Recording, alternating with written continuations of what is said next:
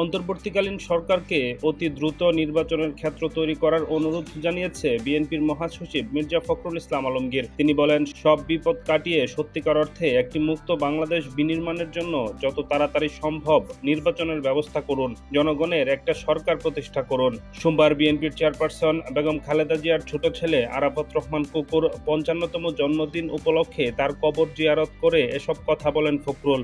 Arafat Rahman cocoa তিনি রাজনীতিতে সম্পৃক্ত কোনো ব্যক্তি ছিলেন না। তিনি ছিলেন একেবারেই একজন ক্রীড়ামোদী, ক্রীড়া সংগঠক, অসাধারণ যোগ্যতা সম্পন্ন। আজকে আমরা আশা করছি, প্রকাশ করছি যে নতুন যে একটা বৈপ্লবিক সরকার, নতুন যে ইন্টারিম গভর্নমেন্ট স্থাপিত হয়েছে, অন্তর্বর্তীকালীন সরকার, সেই অন্তর্বর্তীকালীন সরকার সমর্থ হবে বাংলাদেশের যে ক্রীড়াঙ্গন, সেই ক্রীড়াঙ্গনকে সঠিকভাবে সামনের দিকে এগিয়ে নিয়ে যাওয়া এবং আমরা তাকে সর্বাত্মক সহযোগিতা দান করব। একই সঙ্গে আমরা এই কথা খুব স্পষ্ট করে বলতে চাই যে বর্তমান যে ইন্টারিম গভর্নমেন্ট আছে, সেই গভর্নমেন্টকে বাংলাদেশের ছাত্ররা শুধু সহযোগিতা নয়, তারা এই আন্দোলনের নেতৃত্বের ভূমিকা রেখেছে। রাজনৈতিক দলগুলো আমরা দীর্ঘ 15 বছর ধরে আমরা ত্যাগ স্বীকার করছি, আমাদের অসংখ্য নেতাকর্মী প্রাণ দিয়েছে এবং আজকে এই আন্দোলনে আমাদের ভূমিকা ছিল অত্যন্ত গৌরবান্বিত। তাই আমি অনুরোধ করব ইন্টারিম গভর্নমেন্টকে যে অতি দ্রুত নির্বাচনের জন্য একটা ক্ষেত্র তৈরি করা এবং সমস্ত বিপদগুলোকে কাটিয়ে সত্যিকার অর্থেই একটা মুক্ত বাংলাদেশ নির্মাণ করার জন্য যত তাড়াতাড়ি সম্ভব তারা একটা নির্বাচনের ব্যবস্থা করবেন।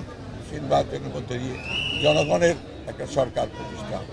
আমি আপনাদের সকলকে সেই প্রতিবিপ্লবের যে আশঙ্কা, সেই আশঙ্কা থেকে দেশে মুক্ত করবার জন্য অত্যন্ত সজাগ থেকে রাস্তায় থেকে আমি সেই তাদের যে চক্রান্ত শুরু হয়েছে, সেই চক্রান্তকে প্রতিরোধ করবার সকল ব্যবস্থা গ্রহণ করবেন।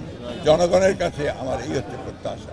বকওয়াজ নিজে যখন ব্যর্থ হন, সেই তখন তারা অন্যের ঘাড়ে দোষ চাপানোটা তাদের এটা একটা বৈশিষ্ট্য।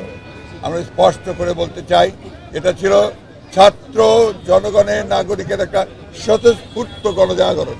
সেই গণজাগরণকে সুসংগত করাই এখন আমাদের একমাত্র কাজ। শেখ হাসিনা বলুন আর অন্যান্যরা বলুন, তারা সবাই এখন এটাকে বিভ্রান্ত করার চেষ্টা করবে। জনগণের কাছে আমাদের আবেদন, আপনারা কেউ বিভ্রান্ত হবেন না।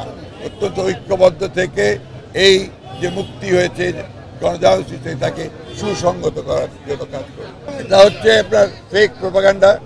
বাংলাদেশের গণজাগরণকে, এই উত্থানকে নস্যাৎ করার জন্য, তাকে ব্যর্থ করার জন্য এবং এই নতুন গঠিত যে সরকার, ইন্টারিম গভর্নমেন্ট, তাকে ব্যর্থ করার জন্য তারা এই মিথ্যা বানোয়াট ভিত্তিহীন প্রোপাগান্ডা চালাচ্ছে।